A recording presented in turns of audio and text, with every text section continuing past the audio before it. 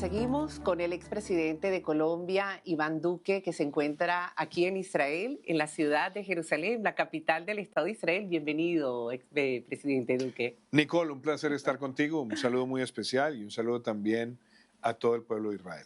Israel surge en 1948. A lo largo de los años ha tenido guerras y situaciones complejas, pero sin duda alguna el 7 de octubre de 2023 marca un antes y un después y quizás el surgimiento de esa Israel vital.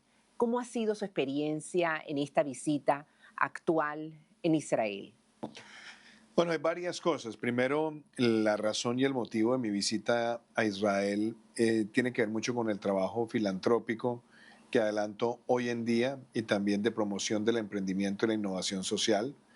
Con la Fundación Innovación para el Desarrollo vinimos a Israel con un grupo de 18 innovadores sociales jóvenes de la Colombia más profunda a tener acá un intercambio de experiencias, un intercambio cultural, conocer mucho del concepto del Startup Nation, de la incubación, promoción y aceleración de empresas, pero también generar la posibilidad para que los innovadores conozcan algo de la historia y de la cultura de Israel. ¿Con cuántos jóvenes llegaron ustedes? 18 jóvenes de Colombia, un grupo también importante del equipo nuestro de la fundación. Hemos tenido la posibilidad de estar en Bat Yashem, tuvimos la posibilidad también de visitar el Museo del Holocausto, Yad Vashem. Estuvimos también en una de las fundaciones más importantes que tiene este país que promueve las políticas para atender a la población con discapacidad y darle oportunidades.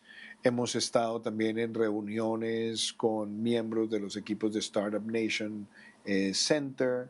Hemos tenido también reuniones en lugares que son emblemáticos en materia de innovación y desarrollo, y estuvimos también visitando los memoriales de las víctimas en Nova y también en uno de los Niros, uno de los kibbutz donde se vieron situaciones bastante trágicas. Entonces creo que todo esto ha permitido una inmersión cultural importante, entender la realidad que se vive, y sin duda lo que pasó el 7 de octubre del 2023 es trágico, es algo que merece entender lo que significa desde una perspectiva histórica. Eso no fue un atentado terrorista solamente, fue una invasión del territorio de Israel por parte del grupo terrorista Hamas, donde en un día fue el día que más judíos han muerto desde la Segunda Guerra Mundial. Exactamente. Un acto de barbarie dantesco, una ansiedad por aniquilar que revivió lo que significa la Carta Fundacional de Hamas, que aboga por la eliminación del Estado de Israel y por el pueblo de Israel, razón por la cual ese acto criminal no es sencillamente una agresión, sino es un desafío existencial para Israel. Obviamente, de ahí a donde estamos hoy, y mi última visita había sido en mayo del año 2023, hemos visto que se ha desplegado una capacidad de reacción muy fuerte y que también está generando inmensas controversias por lo que significa acabar a Hamas dentro de su irregularidad, sabiendo que es un grupo que se ha mimetizado en la población civil, sabiendo que es un grupo que ha puesto unidades en hospitales, en iglesias, en distintos espacios donde también gravita la población civil. Entonces, todo esto ha desencadenado en una situación donde yo creo que el mundo añora que pueda llegar a un fin, pero bajo un entendido, y es lo que muchas personas no entienden, y es que mientras jamás exista, no va a darse ninguna posibilidad de paz real, porque jamás no es que quiera convivir con Israel y con su gente. Desde su carta fundacional han querido destruir a esta nación. Eso quizás un poco uno busca similitudes y hay sin duda con Colombia desde 1950 que nace toda esa bola y esos cambios y ese terrorismo en el mismo Colombia. ¿Qué similitudes puede conseguir y cómo Es que es, yo qué no, consejos incluso a puede ver, dar? yo no, primero yo no quiero ponerme a hacer similitudes, porque es que, a ver, Es delincuencia al el final. terrorismo y la criminalidad Ujú. operan bajo las mismas reglas de la sevicia, de la intimidación, de generar zozobra. Exacto. Pero es que sí creo que hay unas diferencias que no son menores. Y es lo que aquí se ha vivido desde que jamás fue creado, es la estructura de un grupo terrorista que en su carta fundacional dice que hay que acabar a Israel y a su gente. Que en el año 2006 tomó control de la franja de Gaza y que ha tratado, utilizando todo tipo de mecanismos, amenazar la existencia del Estado de Israel. Lo hizo primero con confrontaciones convencionales, después con las lluvias de misiles y después de octubre del año 2023 quedó absolutamente claro que están dispuestos a lo que sea. Es decir, si tienen que invadir el territorio con miles de personas, asesinar, quemar vivos, grabar las imágenes, ponerlas en redes sociales, lo que demuestra la más grande degradación humana, ellos están dispuestos a hacerlo. Entonces, para Israel esto no fue un campanazo más, no fue una amenaza más, no fue un incidente más. Es realmente la demostración de que si jamás no se acaba y no se elimina por completo, la amenaza sobre la existencia del pueblo de Israel siempre va a estar latente. Entonces, yo parto de ahí. Ahora, en el caso colombiano, nosotros nos ha Claro, tocado enfrentar grupos terroristas que exactamente. se nutren del Del narcotráfico, narcotráfico. que se nutren de la minería ilegal y que al igual que Irán en esta región protege esos grupos terroristas, los grupos terroristas de Colombia han sido protegidos por más de 20 años en territorio venezolano, primero por Chávez y después por Maduro. Si no hubiéramos tenido ni a Chávez ni a Maduro, Colombia hubiera acabado por completo las estructuras de la criminalidad del ELN y la FARC hace muchísimos años. Justamente uno de los puntos álgidos es la calificación que ha tenido Israel: genocida, limpieza étnica. Sin duda alguna, la realidad que sufren los gazatíes es muy compleja, lo vemos en las redes sociales, en distintos medios de comunicación, es muy duro, lo han utilizado a la población de escudos humanos, pero de allí a calificar de genocida un país democrático como lo es Israel, donde conviven judíos, musulmanes y cristianos, hay una gran diferencia. ¿Qué opina con respecto a esto usted y también de esa legítima defensa que debe de tener un Estado democrático como lo es Israel? Partamos de entender los contextos históricos y lo digo como colombiano. Es que Colombia tenía una política exterior frente a esta región que ha sido siempre constructiva. Colombia ha abogado por la solución de los dos estados. Ustedes han tenido... Colombia respaldó los acuerdos de Oslo. Exacto. De hecho, Colombia hoy reconoce el Estado palestino. Tienen embajada Claro, de la autoridad con palestina. imprecisiones en materia de delimitación de geografía y todo, pero lo reconoce. Hay una política exterior de Colombia que está ahí, que muestra que hay un deseo de contribuir a una solución. Pero el presidente Petro... Entonces, en los últimos 3 años, ¿qué ha ocurrido? Petro decidió tomar una postura donde rompió relaciones con Israel. Una gran torpeza. Que Colombia perfectamente puede seguir contribuyendo a buscar la solución, teniendo una relación diplomática, comercial, de inversión con Palestina y con Israel. ¿Y por qué lo hace? Porque ¿Por qué lo hizo? tomó partido. Y el hecho de no haber rechazado los ataques de octubre del 2023, el hecho de haber justificado a Hamas y el hecho de haber tomado medidas, posturas, afirmaciones, adjetivos en contra del pueblo de Israel y del gobierno de Israel muestra un desconocimiento profundo de esa política exterior que debe mantenerse y muestra también que fue un partido ideológico con las causas que Hamás ha tratado siempre de enarbolar, entre otras cosas, porque es que Hamás no es el pueblo palestino. Exactamente. Hamás es un grupo terrorista que, por cierto, dentro de la misma franja de Gaza que ha controlado, han reclutado menores, han cometido toda suerte de vejámenes, han puesto a la población civil como escudos, han utilizado a los niños, sus lugares de formación, también como escudos para que sus operativos puedan hacer y fraguar todo tipo de acciones en contra de Israel. Entonces, eso hay que tenerlo absolutamente claro. Y desde luego, lo que más queremos es que esta situación pueda encontrar ya una solución pacífica.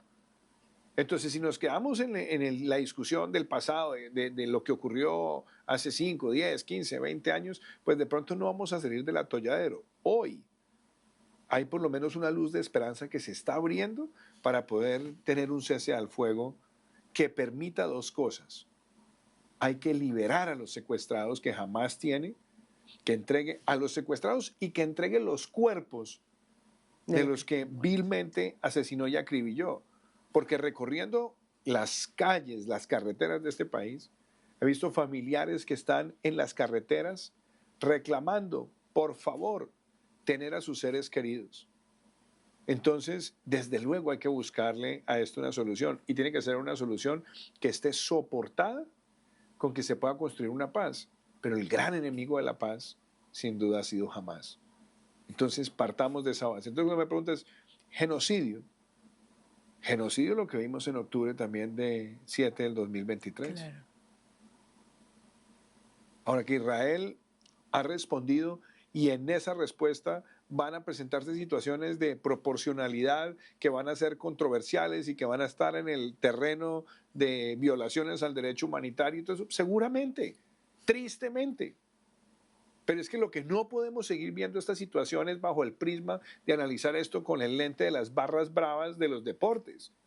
Es que esto no es, tú eres pro Israel o eres pro Palestina y entonces entremos a la confrontación. Aquí hay que buscar primero una solución estructural pacífica y entender que aquí hubo una agresión vil, dantesca, en octubre del 2023, que hay que llamarla de esa manera y que en la respuesta lo que jamás estaba buscando era el aislamiento del Estado de Israel, acabar con los avances derivados de los acuerdos de Abraham y exhibir internacionalmente toda una presión hacia Israel. Eso es lo que ellos estaban buscando. Y claro que la respuesta ha tenido esos problemas delicados de proporcionalidad, ha tenido la muerte de inocentes, porque esos son los desfortunios de las guerras. Y por lo tanto hay que también condenar esas situaciones cuando se presentan.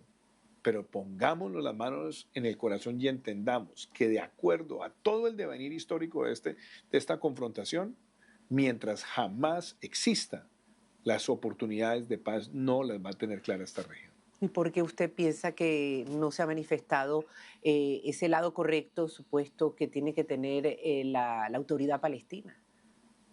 Yo creo, ¿lo dices en el caso colombiano? No, en general, usted como humanista. Bueno, es que yo creo que aquí hay un problema que está.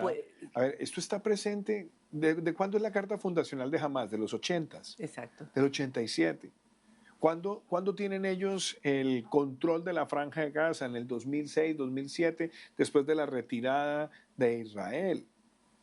Y yo escribí una columna en ese momento diciendo lo que iba a suceder.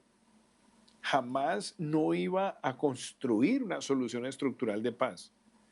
Iba a utilizar el control político, entre comillas, de la Franja de Gaza en total oposición a los mandatos y lineamientos de la autoridad palestina para amenazar la existencia del Estado de Israel.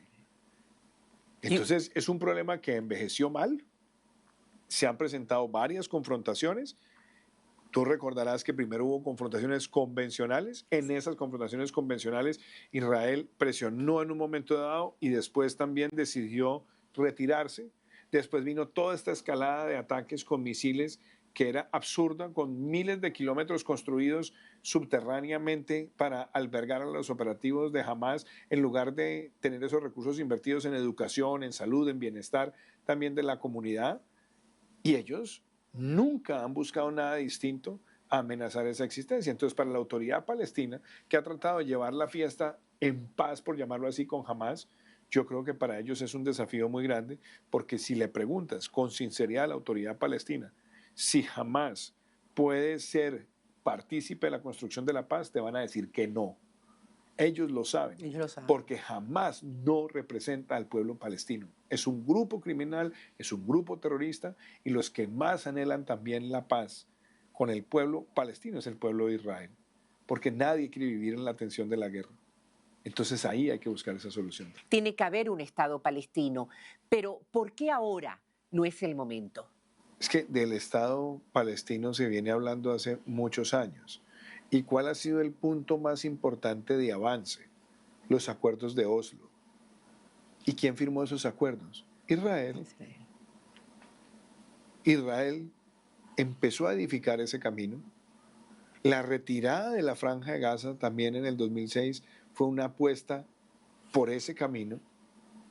El haber acompañado de alguna manera la estructuración de muchos de los planes de desarrollo en educación y salud que tenía Mahmoud Abbas con Fayyad, era también apostarle a eso, facilitar también que personas que estuvieran en Gaza pudieran trabajar en el territorio de Israel, ver que en este país, en Israel, cerca del 21 o 22% de la población es musulmana.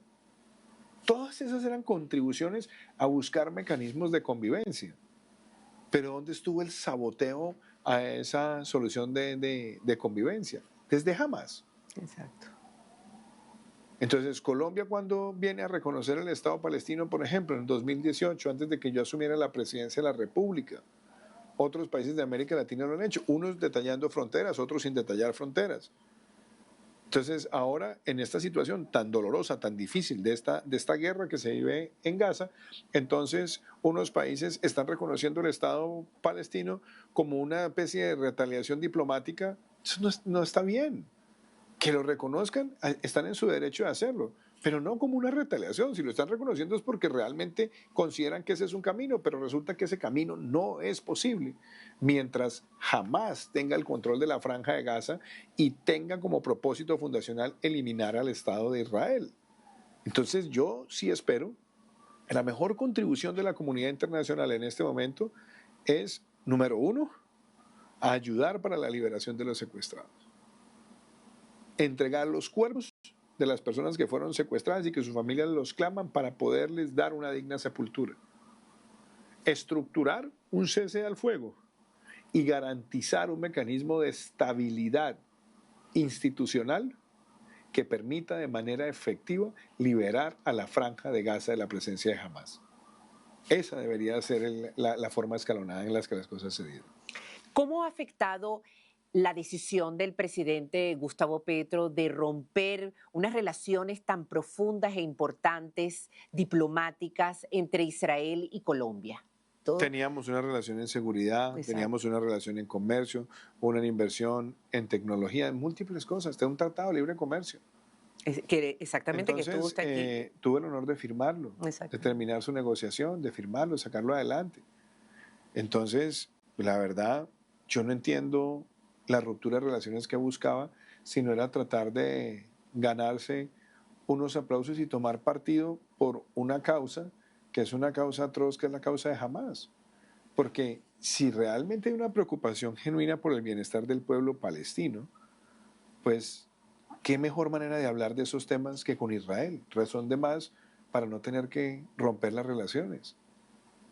Algo que además otros países de América Latina no hicieron, inclusive países que manifestaron su preocupación y que han rechazado la intervención en Gaza. Yo respeto si la decisión que tiene el gobierno colombiano es de ser absolutamente claro frente a temas que no le gusten, la forma en la como se conducen las operaciones o cómo se está tratando de enfrentar una amenaza. Eso es respetable dentro de la diplomacia, pero ¿por qué romper las relaciones? Entonces yo creo que aquí tenemos que partir de la base que cuando alguien rechaza lo que pasó en octubre 7, no es enemigo del pueblo palestino. Que cuando alguien condena a Hamas como grupo terrorista, uno no es enemigo del pueblo palestino. Que cuando alguien reclama que se pueda prácticamente erradicar la presencia del grupo terrorista Hamas en la Franja de Gaza no es enemigo del pueblo palestino, porque los primeros que han sido lacerados y han sido víctimas de Hamas son el pueblo palestino. ¿Y cree que algún día tiene que haber y podrá haber una convivencia pacífica? Es lo que todos anhelamos, es lo que el mundo clama y es para lo cual debemos trabajar. Así tiene que ser. Su posición es directa, humana, comprende muy bien Israel. Fue asesor de la Comisión Palmer-Uribe. Nicole, yo estuve en el año 2010 como asesor de la Comisión Palmer-Uribe, que analizó el caso del Mavi Marmara. Es de las pocas veces, si no la única, que el Estado de Israel ha aceptado que una comisión externa analice y valore los comportamientos de miembros de las fuerzas militares de Israel. Entonces estuve ahí, conocí las realidades, sé los dolores que ha traído todo este conflicto histórico, conozco también el daño que jamás le ha hecho al pueblo palestino en la Franja de Gaza y tengo absoluta claridad que lo mejor que podemos hacer todos es contribuir a soluciones que permitan una paz duradera. ¿Qué opina usted de aquellos que critican ese encuentro que tuvo con el primer ministro Benjamín Netanyahu? Yo he tenido una relación cercana, fraterna y siempre en pro de contribuir a la paz de esta región y la he tenido siempre muy cercana también con el Estado de Israel. Como se lo dije, desde el año 2010, cuando hice parte de la Comisión Palmer-Uribe como asesor, en el caso del Mavi Marmara, de ahí también empezó una relación de respeto, de diálogo franco con las autoridades de Israel.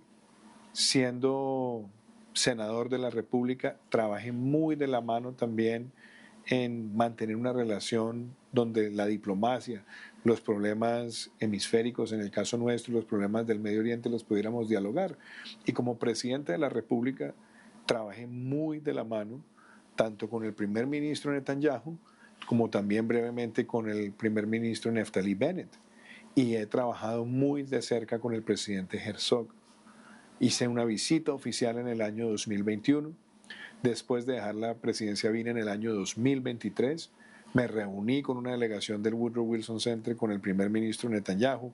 Me reuní con el presidente Herzog, estuve en el Knesset, hablé con los distintos partidos políticos, estuve en los centros de emprendimiento y ahora que regreso a Israel a trabajar en unos proyectos de innovación social y emprendimiento, pues tuve el honor también de visitar al primer ministro, que siempre ha sido un gran amigo de Colombia, de visitar al presidente Herzog, de reunirme con otras autoridades, con miembros del cuerpo diplomático, con estar con embajadores acreditados acá, con directores de la Cancillería.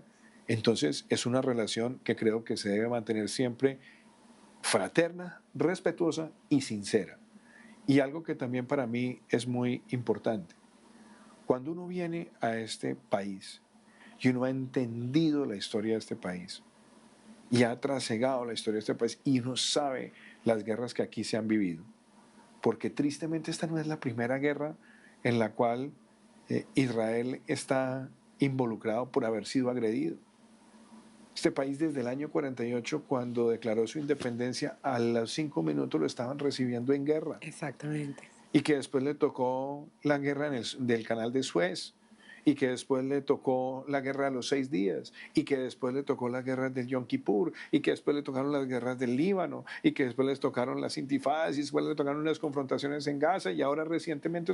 Y en cada una de esas situaciones, siempre la reacción que ha tenido Israel a esas amenazas ha suscitado los mismos tipos de controversias internacionales donde los primeros ministros, donde los presidentes, donde los ministros de defensa tienen que recibir todo tipo de acusaciones, todo tipo de epítetos, pero uno por eso no puede marginarse de tener una relación respetuosa y constructiva, porque el motivo de mi presencia acá es también siempre decirle a Israel, en lo que podamos ayudar a la construcción de una paz duradera y sostenible, estamos dispuestos a hacerlo. Entonces, ni más faltaba que en esta visita yo no fuera a tener la misma cercanía, la misma cortesía y la misma capacidad de diálogo que he tenido con las autoridades, con el primer ministro, con el presidente y con personas que también están representadas en otros estamentos de la sociedad. Tuve también, por ejemplo, el inmenso honor de conocer al presidente de la Corte Suprema. Entonces, siempre que puedan tener la posibilidad de estrechar esos lazos y hacerlo con respeto y con sinceridad, lo seguiré haciendo. Porque yo creo que eso ni a uno lo tiene que llevar a llenarse de prejuicios, ni mucho menos a uno también tratar de escurrirse cuando uno tiene una relación que valora. Y eso tampoco es obstáculo para reclamar lo que he dicho, y es hay que liberar al pueblo palestino de su principal amenaza para la construcción de la paz, que es Hamás. Y hay que buscar soluciones que permitan la liberación de los secuestrados, el cese al fuego y garantizar una transición institucional que permita que Hamás no siga haciendo presencia en la Franja de Gaza. ¿Qué le han transmitido esos 18 jóvenes que han venido con la Fundación Innovación para el Desarrollo de Colombia a Israel, que tienen las mismas edades, 20, 22, 25 años, de los jóvenes que fueron asesinados en el Festival Nova? Hay algo bonito en la conversación con ellos, Sí. porque la fundación nuestra no es una fundación partidista, no es una fundación política, es un centro de pensamiento y acción que se enfoca en la promoción de la innovación social para transformar comunidades. Y como yo se lo dije a los jóvenes que vinieron, les dije, esta no es una visita ni de adoctrinamiento, ni de ideologización, ni de tratar de forjarles a ustedes ningún criterio. Queremos que ustedes la puedan absorber, puedan presenciar, puedan observar, puedan preguntar y formarse su propio criterio. Porque nosotros sí partimos de una base en la fundación. Nosotros trabajamos con los valores estoicos: coraje, templanza, justicia, sabiduría. De ahí pasamos a principios, a valores, a habilidades, a implementación y acompañamiento. Pero a nadie se le pregunta de qué partido es, qué ideología tiene, por quién votó. Nosotros queremos que estos jóvenes partan de la base que su criterio se respeta, lo valoramos, pero que ese criterio, lo que sí deseamos es que esté basado en respetar al otro, la opinión del otro, en buscar soluciones y no agresiones. Y eso es un sello de esta fundación.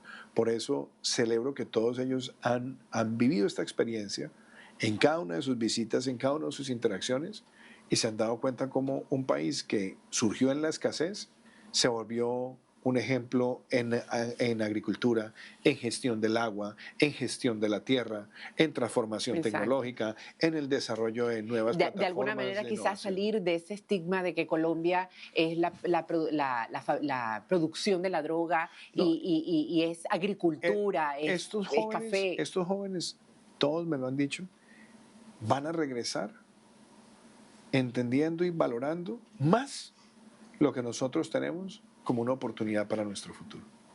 Haciendo esta fundación que hace 2 años que la ha creado junto a un equipo maravilloso. Y a mi esposa, entre María ellos su Juliana. esposa, iba a decir por supuesto, que es maravilloso porque sin duda alguna le da el toque de familia y que de alguna manera ayuda a que fluyan, a que esos jóvenes sean parte como esos hijos que uno cría en la vida, ¿no? Y que ellos aprendan mundos distintos como ellos están ahora comprendiendo esta idiosincrasia aquí en Israel. Usted es un líder, es un humano, es una persona cercana. Vi cómo lo quieren, cómo le agradecían, cómo le daban incluso obsequios de las cosas que ellos han innovado, ¿no? Mire esta pulsera Hay una que nos trajeron uno de los jóvenes innovadores que trabajan también en el sur de nuestro país, en la región de la Orinoco-Amazonía. Y entonces trajo esta pulsera de la Fundación Innovación para el Desarrollo y le dije que me la ponía y no me la iba a quitar. Y no estoy de testigo porque eso fue ayer y no se la quitó exactamente. Usted que sabe perfectamente que ha conectado y ha visto un mundo amplio en un sistema internacional complejo. presidente Duque, porque será para mí siempre presidente complejo.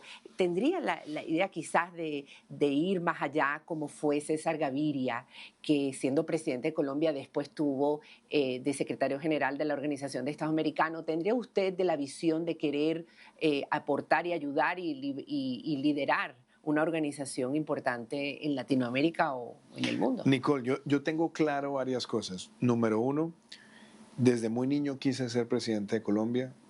Dios, la vida, mis mentores, las circunstancias, mis convicciones me permitieron serlo. Y lo hice con amor a plenitud. Y tengo claro que después de la presidencia me fijé un objetivo y lo hicimos con María Juliana.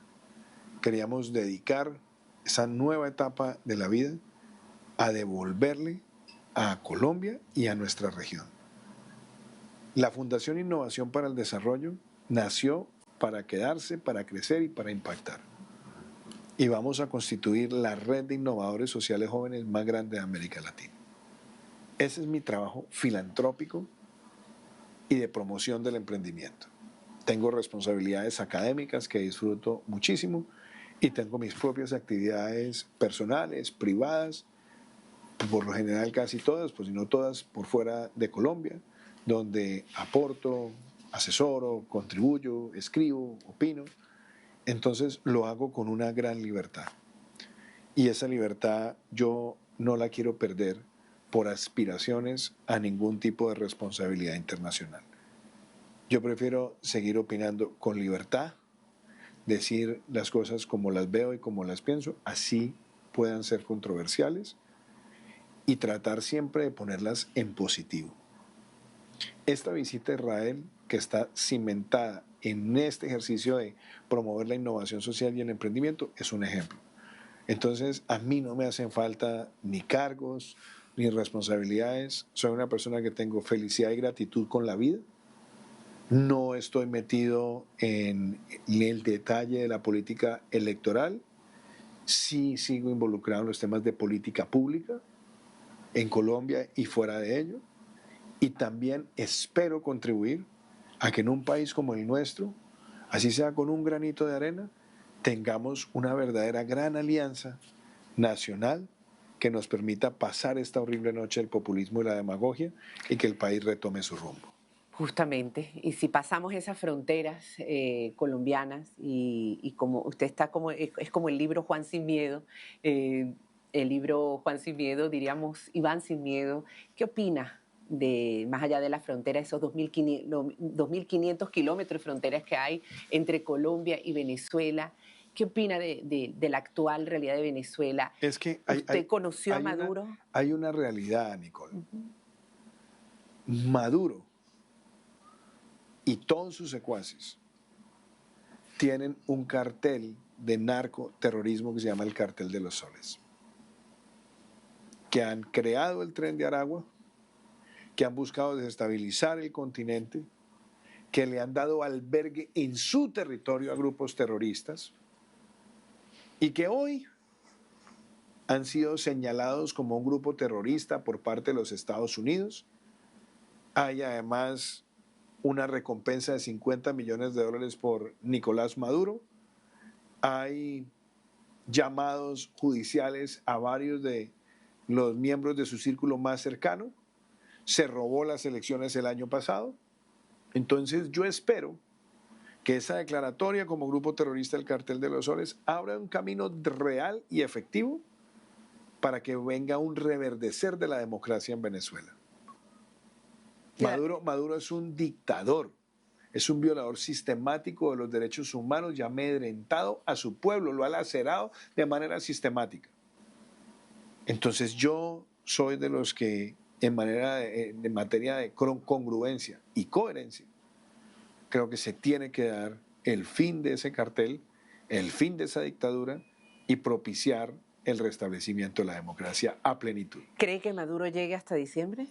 Mire, siempre me criticaron cuando dije en alguna ocasión que Maduro tiene los días contados. Y la verdad, yo no me arrepiento de haberlo dicho. ¿Sabe por qué? ¿Por qué? Porque uno tiene que tener convicciones y a veces es preferible equivocarse en un cálculo por convicción que tener el miedo timorato a no fijarse metas en la defensa de la democracia.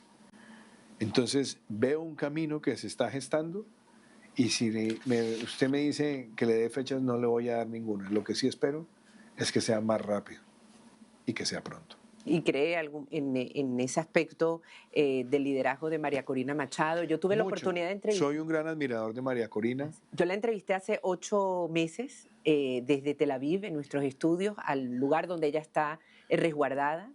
Y habló mucho justamente también de Golda Meir y de su relación que quisiera con Israel. Yo a María Corina la admiro, la aprecio, la respeto.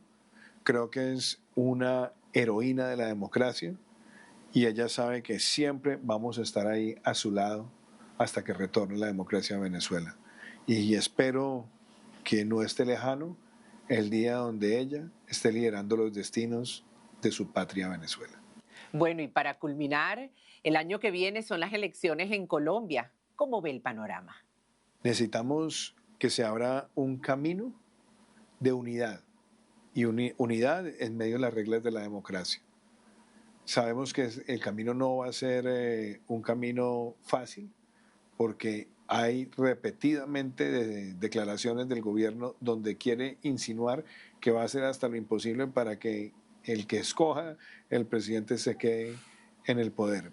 Pues yo creo que eso amerita a que haya menos egos, competencia clara y que quien vaya adelante, quien se proyecte con fuerza y se vaya ganando el afecto y la conciencia del pueblo colombiano, sea la persona que podamos todos respaldar para que termine esta horrible noche.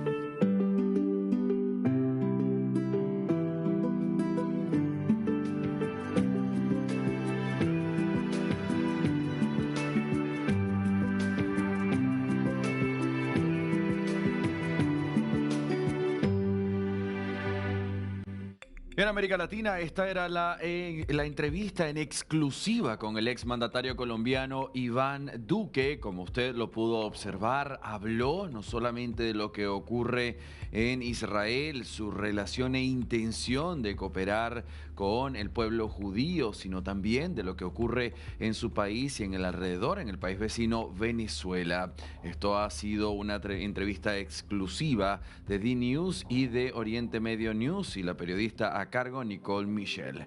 Hacemos una brevísima pausa, ¿me lo permite? Al regreso, más información.